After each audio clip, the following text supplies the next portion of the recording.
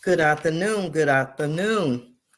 I'm Robin Joy, and I'm the host of the Robin Joy Show. Tonight, we're going to talk about gun violence, how gun violence impacts our community, how gun violence is a threat to our future, how gun violence is a plague in the Black community. What can we do as a community about it? What can we do as citizens about it? What can we do to combat the problem? Gun violence is a serious problem in the Black community, especially with our young Black men. In Durham alone, Durham, North Carolina, which is not a really big place, we have over 278,000 people. Within the year, this year, 2021, we have lost 44 individuals to violent crimes. And within this short period of time, for the year 2021, we have had over 200 shootings. 200 shootings. That's crazy for a community or for a city this size. 200 people injured or shot. I looked up some statistics to see what age could a person get a handgun in North Carolina. At 21, you can purchase a handgun. At 18, you can purchase a rifle or a shotgun. Gun violence is a plague, and we as a community have to come together to see what we're going to do about it, especially in the Black community, because it's our problem. When kids had problems with vaping, a law went out. You couldn't sell vipers or in the stores. When opioid became a problem, it became a national epidemic to combat that. What are we going to do about the gun violence in our community? I'm going to have a candid conversation with Miss Stephanie Smith, and she and I are going to rap about it, see what we can come up with, and offer your suggestions as well. Okay, without further ado, let's talk to Miss Stephanie Smith. Hey, Stephanie. How are you? Great. Thank you so much for joining us tonight. No problem at all. And not sure if you heard the message before you came on, but I was just talking about gun violence and how it impacts our community and what we can do as a community. And it seems I mentioned that we've had over 44 deaths due to violent crime. We've had over 200 shootings in Durham alone. And you're in the social work. Mm-hmm. Give us some insight from your perspective working with the social services. Well, I don't work for social services per se, so I'm independent contractor. Okay. And WA, so I actually do not work with our population at all. However, just being in Durham, being born and raised in Durham, the gun violence has gotten really bad from the time I was young up until now, and it's really tragic to see the loss of so many young people. And I think that the violence, the gun violence being shared against our young people is really unfortunate, because a lot of times the young men don't have anywhere else to go, so they look to the streets for learning, for family. Even if they have family at home, sometimes that may not be enough for them. So they look elsewhere for a family home, and their family home sometimes leads to violence, gang members, other stuff like that. So I think that, from your perspective, being an independent contractor and you work in the community, is that a true statement? Correct. I do work in the community, but I work with refugees. I don't work with our Black population, our white population. I work with a totally different population than outside of what we see every day. But when I was in the community with that population, the Black community, the white community, I was a site coordinator for Durham Housing Authority, and I worked at Club Boulevard. But prior to that, I worked at Liberty Street. And in the years that I was with Durham Housing Authority for those 4 years, I did see a lot of gun violence, even So, sometimes when we were in after school. Would you say what's the demographics? What age range would you say is the most affected with the gun violence that we're seeing now today? That's most affected. I would say I'm saying anywhere between 10. Oh my God. 10 to 21. 10 years old? 10 years old. A 10-year-old is carrying a gun. I'm not saying that they're carrying a gun, but they definitely know how to use it, how it works, where they can find one. So I'm not saying that that's where it's actually starting, but that's where it's starting. Yeah. Because if they are hanging around people in their neighborhoods that are a lot older than them, they tend to look up to those young men who really don't have their head on straight, who are reckless about a lot of things. And I've seen it. So yeah, they start young. Yeah, and you know what my thing is with the guns, a lot of people who are gun owners and who advocate, you're not taking my gun away from me. My thing is with guns, this is my personal opinion on this, that no one should have a gun but in the safety of your home or if you're in authority. A lot of people speak against that, but where are these kids getting these guns from? Off the streets. I mean, it's like they've been dumped into our community. We're not making the guns, but the guns are flooded in our community, and I'm seeing young guys myself. It seemed like everyone has a gun. When I was a young person, you would fight and you would go home. Now it's no fighting. They feel like they have something to prove, so that's why it's no fighting anymore. And everybody's scared, for lack of better words. Everybody is scared, and they feel like they have to protect themselves. And if I'm not protecting myself and the people around me, what am I really doing? And I think that's the thought process behind carrying that gun. So if I know that my parents don't have access to a gun, or I can't get a gun because I'm too young, where do I look to? I'm going to look to the people that I know in my neighborhood and say, hey, can you get me a gun? And a lot of times those guns are either stolen from other people.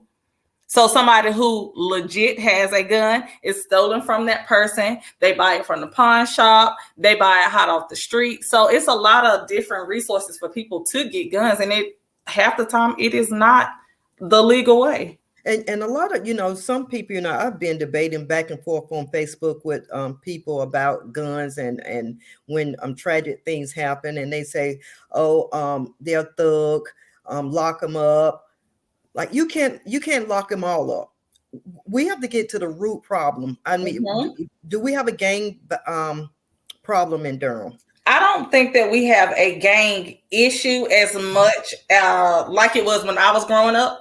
I absolutely don't think it's a gang issue. I really think that it's a pride thing, if I'm using the right word for that. I think that people, once again, feel like they have something to prove to somebody. I want to be somebody to these people, so I'm gonna show them what I can do. Whether I know right from wrong, and I know that you asking me to go over here to kill this set of people, or to go shoot up this house or go to do that. I know that it's wrong, but I'm gonna do it anyway. But what do you I'm think? Seeking validation. We have a new police chief, and we just recently had a shooting at the mall on Black Friday, which is the Merchants Paradise Day. So they had to close down the mall at 5:00. So a lot of people in power were angry because this was their money-making day, Black Friday. So that they apprehended one of the suspects. And my take on it is that he's going to be used as an example. Because and is that a good way to go? Should he be used as an example? Should he be used as a deterrent to others that you don't do this? Should he be used as a scapegoat for all the other shootings that we have had in Durham? My honest opinion and thought about that. I don't think that whether they use him as an example or not is going to slow anything down, because now people are doing stuff just for the respect of things. What about what they saying that this is going to be considered a federal crime? What if people are saying lock them up? You catch them with a gun, lock them up. You know the whole saying is there's a code to the streets. We don't snitch. I don't think that even matters, to be honest. A lot, especially not for this generation that's coming up, because they don't have any remorse. I mean, in my eyes, they don't have any remorse about anything. They don't have any feelings about, anything that they do or anything that happens. So I honestly don't think that would phase them, because they're not looking at it as like, okay, I done threw my life away. They're looking at it as, oh, I didn't snitch and I'm gonna lay down and do the time. Well, maybe too, I've thought about this for years, because this is not a problem that just happened this year. It's been going on for a while. And one thought, I think this is my opinion. Everything that I'm saying tonight is my opinion. I think it's the music. The music advocates violence, guns, women, disrespecting women. Everything that goes into their ear gates is negative, and they try to mimic this. And my thing is, we have to get these. We might have a lost generation right now with the kids. We have to start looking at the kids that's in the third grade. They pick up so fast. Absolutely. They're so aware. If we can get to them and show them that a gun is going to lead to, my thing is, a gun leads you to two places: jail or hell. Correct. But like I was stating, that's why I said it starts so young, because a lot of these kids only do what they see or what they hear from someone else. So it's not like their parents, because in reality, you can have a great household. You can have a great household, but if you don't know what your child does when they go to school, you don't know who they hang around when they go to school. They could be getting influenced while they're at school, and that's where it starts. And I know, like we just had a national case where the kid went to school and shot up he killed a couple of his schoolmates, and they charged the parents because the parents purchased the gun, and they had been warned about this kid. And rightfully so. And I agree with that. I think in that case that the parents should be held accountable. But what about parents who try to be good role models to their kid, and their kid go out here and do something that's beyond their control, and that they had no clue that he was involved in? Sometimes we're so ready to fault the parents. Oh, they came from a bad household. Oh, they a single parent household. But some of these kids are good kids, and they're doing terrible things. Absolutely. And I think it boils down from the peer pressure. It does, following the leader. Whoever they feel like the leader is, following the leader. So do you think that this generation that we have now, what do we do with them?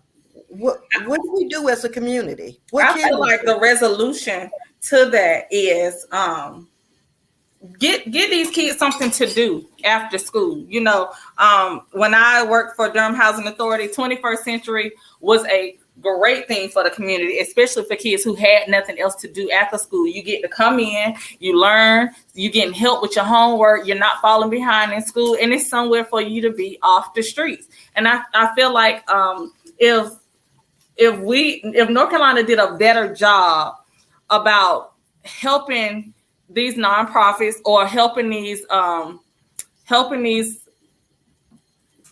businesses that are already established for stuff like that, like Durham Housing Authority, and not worrying about numbers, how many people are going to show up, I think that we could very well keep stuff like that open for kids who have nowhere to go. Was one of the viewers said, children learn from adults. What are these adults thinking? And I don't think that that's true anymore. I don't think that's a true statement. No, I think they learn from their peers, because once they get outside of the house and they're go to that school, or they're hanging around certain people and they want to be a part of the group, then that group think will get them in trouble. Absolutely. But when you see this kid by himself, you see a totally different person. But if you get him in the midst of a group, you're going to see a different personality. Yep. That's I agree that's with my that. take on it. And I just from firsthand experience, I wasn't going to say anything, but I try to be very transparent with with my guests and also with this show. I have a young person. This was a couple years ago, and he got involved in an incident where it could have been deadly. Mm-hmm. But I'm glad that he had the enough sense and enough frame of mind to say, "Hey, we're not gonna do. Let's not try to do this gun thing. Let's just go out here and fight like men." And that's what happened. When he came home, oh, he was messed up. But my son is alive today, and I thank God for that. But it could have went a different way. They very well could have. It could have easily, and he didn't come from. He didn't see me violent. He didn't see me hanging with certain groups of people. So you can't fault me for his actions. And honestly, I think that stigma of certain group of people, like, people tend to always say how it's the African American kids, but it's not only happening in our neighborhoods. It is certainly happening everywhere else. It's just not as much exposed as it is for us. Because why? Because that's what people always expect from Black people. It's certainly not just us. Well, it's not. I don't think it's just us, but I think that it's us when it comes to violence against ourselves. I think that when it comes to that demographics killing themselves, it seems like it's mostly us. Because I think if it was a bigger global problem outside of our community, something would be done about it. And I mentioned before, when the kids were out here doing this vaping or viping, whatever, when they were smoking those e-cigarettes, Mm-hmm. they put a halt to that. They stopped that. You see a decrease in that. You don't even hardly see people using those e-cigarettes or whatever they call them anymore. I don't see that because they put a stop to it. But as long as it's happening in our community and we continue to talk about it and do nothing about it, I think it's going to continue on, and guns are going to flood our community. And if it's a confrontation, if your kid has a confrontation with another person's kid, fear to the 100 degree, because there's a good chance he may get shot or she may get shot.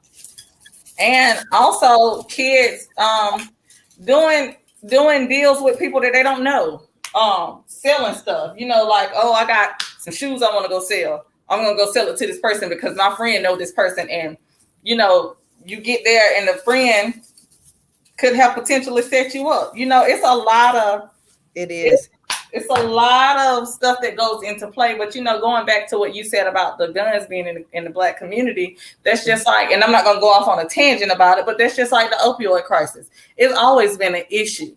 It has always been an issue in the Black community because it was brought there. But now that Caucasian people are starting to die from this opioid crisis, now it's a problem. Now they want to fix it. And that's the issue. And I know when crack was in the Black community, you were a crack addict, you lost your job, you went to jail, you went to prison. But now, if you have a problem with opioid, you can go to your employer and you can say, hey, I have an addiction. They will send you to treatment. You will keep your job. It's not a stigma about it. Yeah. I work at a company where we had mental health awareness. And so people was coming out the woodworks talking about their kid being on opioid and talking about their family member.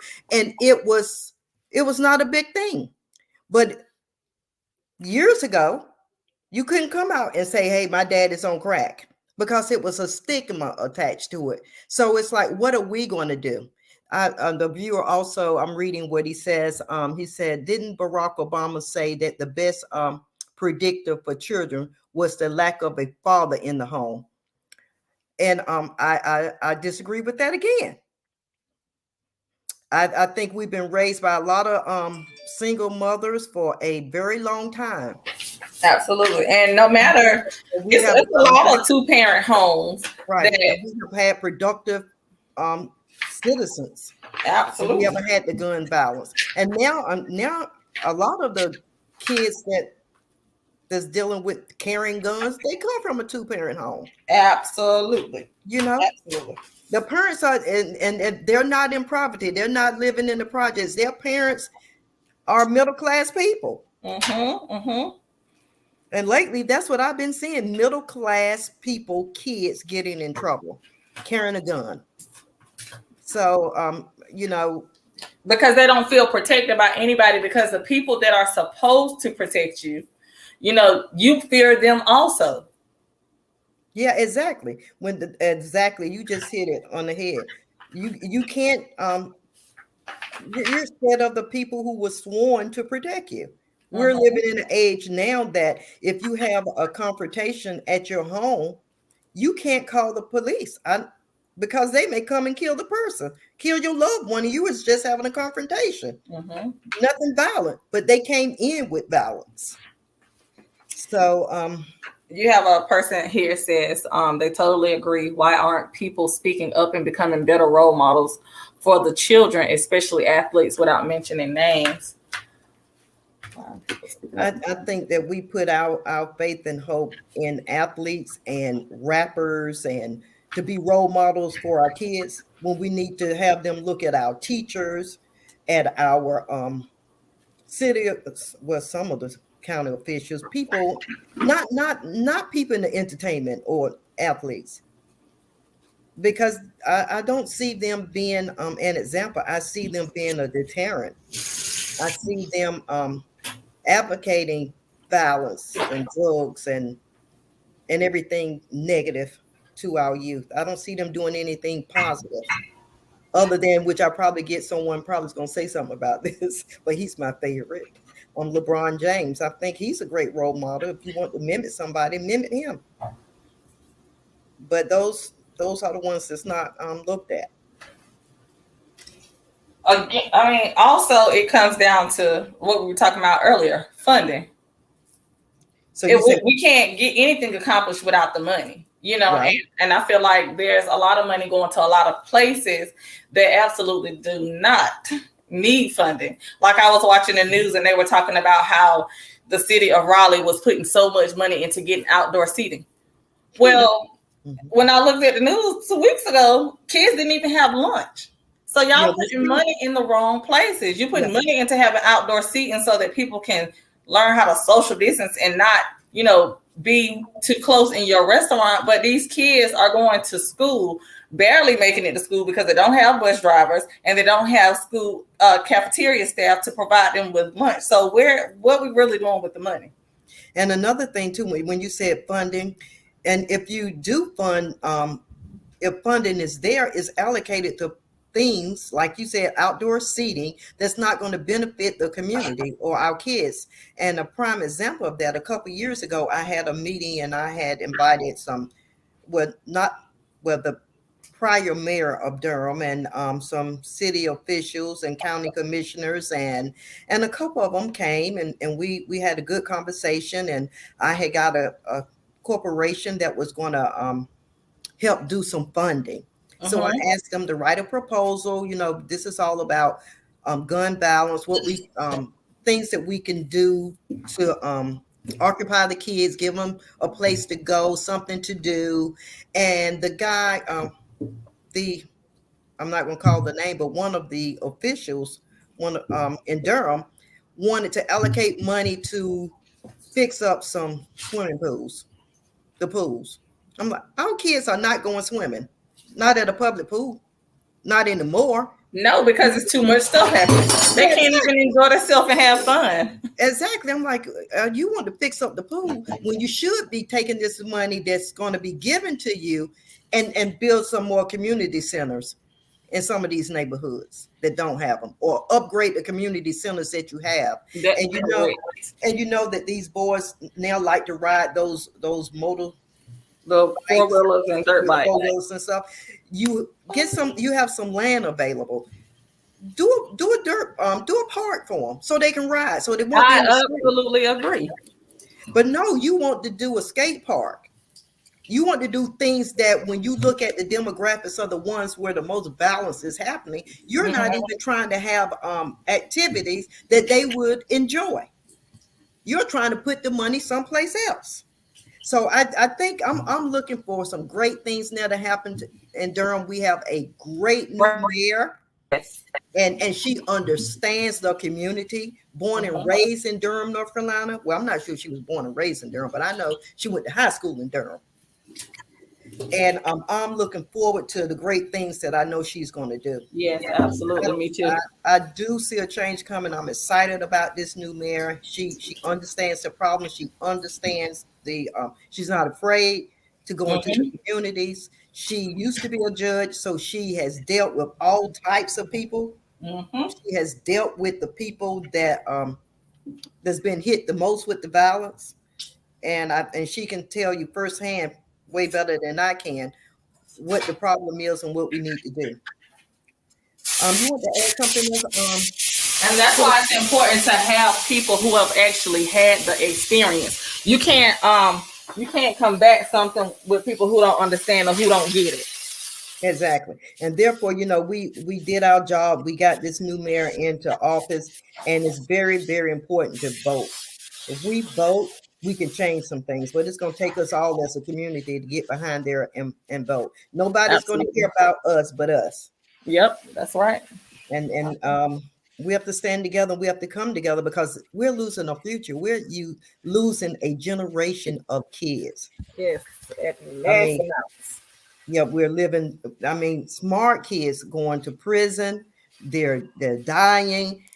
They're not even getting a chance to see the 18th birthday. I mean, it's crazy. It's absolutely ridiculous. And I'm looking forward to the new mayor coming, helping us combat this problem. I agree. I'm definitely looking forward to see what she has in store. And we all know that things cannot be done overnight. So I hope that people don't expect her to get things done overnight. But for sure, I'm pretty sure that she's a person of action and not just a person of words. I feel the same way. We have a new mayor. We have a new Black police chief. And I'm going to be watching. I'm definitely going to be watching. And Stephanie, thank you so much for joining me tonight. I truly appreciate it. This was a great conversation. I'm sure that it will continue, and hopefully I'll be seeing you soon with some panel where we're going to map this out and help this community come together. Absolutely, and I am some of these guns. I am there. I live, breathe, and sleep community work, so I'm all for it. Okay, well, be on the lookout. I'll be reaching out to you. Okay. Okay, thank you so much, Stephanie. No problem. Have a good night. Okay, you too. Bye-bye. Woo! Gun violence. It has to stop. Our kids are dying. And we as a community, we have to come together.